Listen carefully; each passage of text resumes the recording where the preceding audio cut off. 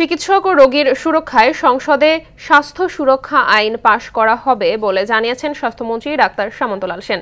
এজন্য স্বাস্থ্য সুরক্ষায় আইন পাশ করতে সংসদে বিল উত্থাপন করার কথাও বলেন তিনি। দুপুরে কুমিল্লা মেডিকেল কলেজ অডিটোরিয়ামে আয়োজিত কুমিল্লা, নোয়াখালী ও চাঁদপুর মেডিকেল কলেজের অধ্যক্ষ, পরিচালক সহ চিকিৎসকদের সঙ্গে মতবিনিময় সভায় তিনি এসব কথা বলেন। এ সময় স্থানীয় সংসদ সদস্যদের দাবির প্রেক্ষিতে একটি ক্যান্সার হাসপাতাল নির্মাণের প্রতিশ্রুতি দেন মন্ত্রী। সভায় স্বাস্থ্য অধিদপ্তরের মহাপরিচালক এবিএম খুরশিদ আলম,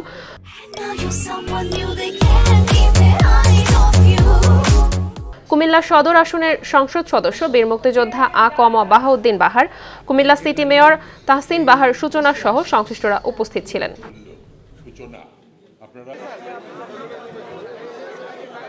আমি কিন্তু মন্ত্রী, যেরকম চিকিৎসকদেরও মন্ত্রী, আমি রোগীদেরও মন্ত্রী। স্বাস্থ্য সুরক্ষা আইন নিয়ে আমি মন্ত্রী আসার পরে 4টা মিটিং আমি অলরেডি করেছি এবং এটা আমি প্রতিজ্ঞাবদ্ধ। এইটা আমি যেভাবেই হোক আমি এটা সংসদে পাস করব।